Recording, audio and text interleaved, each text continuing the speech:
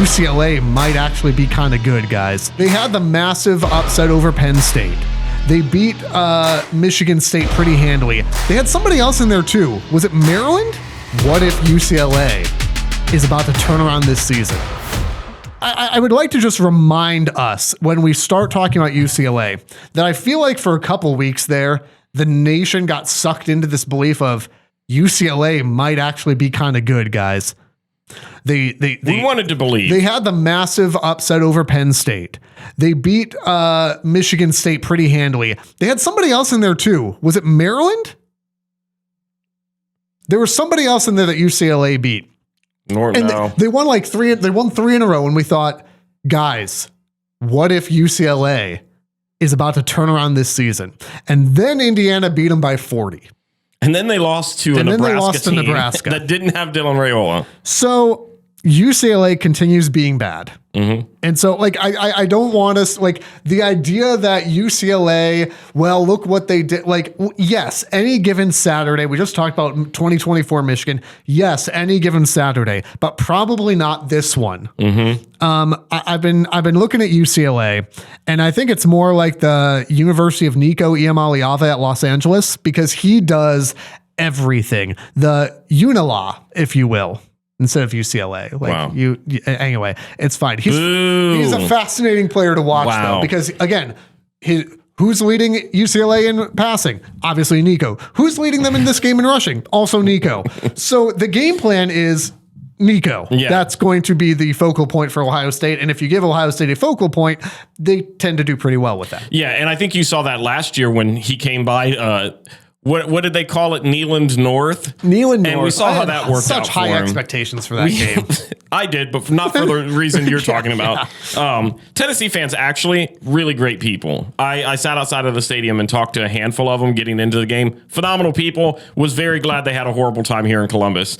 But Nico, I think, is going to pose a decent threat for Ohio State. I think he's a good little eye test for what you're going to see come the end of this month. Yep. That's exactly the note I wrote down. So that's what I'm curious to see is how they handle him. I do think Michigan has better offensive weapons than what UCLA is going to bring to the table. But you're going to have to also better offensive line, better quarterback, a better running back. You're going to have to account for other players, but I'm very curious. Yeah, I'm very curious to see how this defense handles a guy with his skill set. Yeah, I don't think he's going to be able to beat this team by himself, which is what he's going to have to do. I think the linebacking group that Ohio State has is too fast. I think they're going to be smart and they're going to have a spy on him so that they limit his ability to use his legs, whether that's Arvell Reese or Sonny Styles, or honestly, even at times Caleb Downs. Yeah. And I'll be honest, that's all you have to do with this team. Like Jalen Berger is kind of underwhelming. Well, I mean, he's a former Michigan State guy, so trash. Mm. Like he's had, but objectively, like he's had some good games, but I just don't. I'm not saying teams won't be able to run on Ohio State. I think Michigan obviously is going to try to assert their will in the ground game. I don't believe UCLA can do it with the running back. Mm-hmm. I, like you though, am also very interested to see what does Nico bring, because I just don't believe it's going to be through the air. I really do think it's going to be, and that's why I think it's such an interesting comparison to Bryce. You know, for Bryce's, happy feet that he gets where he'll break the pocket even if it's clean and take off. Mm-hmm. It'll be very interesting to see what Nico does. And I think they draw up a lot of stuff for Nico specifically. It's not just, nothing's open, I'm going to go. Yeah. They draw stuff up for him, and it will be interesting to see if Ohio State accounts for that well. Because he's coming back in, and I don't know, I would assume he'd have a bit of a chip on his shoulder to go, if I'm coming back here, I want to, obviously they want to get the win. I don't know, because you look at his situation, he had the chance to continue to stay at Tennessee, and he wanted to chase the bag a little bit. But he also did not play terribly well in that game. And so do you want to come back and redeem yourself a bit? For sure. But I think you have to be the right kind of player to have that mentality. I'm not convinced that he does. Now, maybe he does. I'm not saying he doesn't. I'm just saying last year he came in and Ohio State defense swarmed him. Columbus was the loudest place he's probably ever played in. Numerous people on that Tennessee team have come on the podcasts and have gone on their channels on social media and talked about when they were asked the question, and they talked about Ohio Stadium. They talked about the Horseshoe and how loud it was that night. Now, granted, it's a playoff game and fans were ready to go. I think they're going to be ready to go for this as well. I think he's going to struggle. I really do. For not just because of the defense. I think that's going to play a part. And I'm not one to usually hang my hat on this. But I think the weather's going to make a difference. This is a team from California that's going to be coming to Ohio. It's snowing outside as we're recording this. I don't actually know what the weather's going to be like there, but it's getting chillier. This is a night game. Yep. I think stuff like that's going to make a little bit of a difference. I think it made a difference last year with Tennessee. Yeah. And he was the starting quarterback. Yeah. I'm not convinced they've got the firepower to go against the defense that's only allowed 65 points all season, 9 games in. I'm not convinced defensively that they have the personnel to be able to stop an offense that's been one of the most efficient offenses in the nation. I was looking at the stats, trying to see where's a weakness on this UCLA defense. And they've got one, a pretty glaringly obvious one. They give up almost 191 yards on the ground. Now, Ohio State's not the greatest running team in the nation by any means, but I think Bo Jackson has been very serviceable. I forget what he's at, 600 something yards on the season, but he didn't play for like the first 4 or 5 games of the year. He was a backup to a backup for a majority of the season. And then he started to take over, and he's averaging 6 something yards per carry. The guy has the explosive ability to have a good day. We've all waited for that moment. And honestly, this past week against Purdue, he had one where he would have had a phenomenal day on the ground had that one initial run play not get called back. It's like CJ Stroud's Heisman, except there was holding. So I'm looking at this going. I love this podcast, by the way. I hate it. You look at this guy and you look at this game and you go, if there's ever back-to-back games where you can finally get some real good confidence for a guy like Bo Jackson who needs it. Not that he's had down years, but to have that moment where you go, that's the future of the position. Here it is.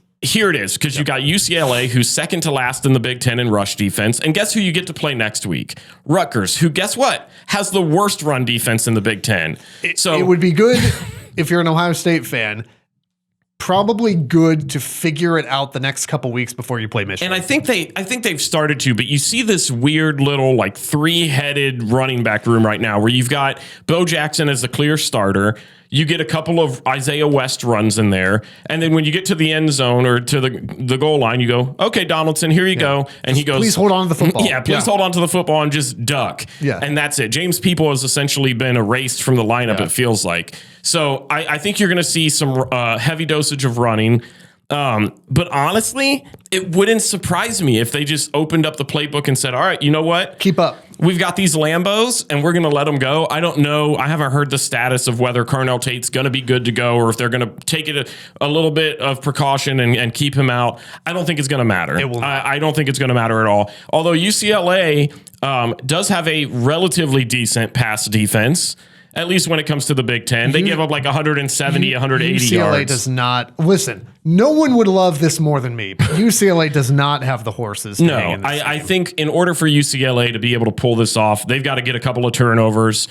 Nico's got to have 100 plus each way. He's got to have 100 and he's got to probably have 200 yards passing and probably 100 something on the ground. Yeah. Maybe even 75 plus. Yeah. He's got to be able to convert on third down. He's got to get it to within the 3rd and 4 or less. Yep. And he's got to be able to convert. And I expect UCLA to be aggressive in going for it on 4th down. And I don't think maybe that's like, well, Jace, you're stating the obvious. Maybe, but like I feel like UCLA is well aware of we are not going to be able to just punt the ball like crazy. Like there's got to be a little bit of Dan Campbell in them.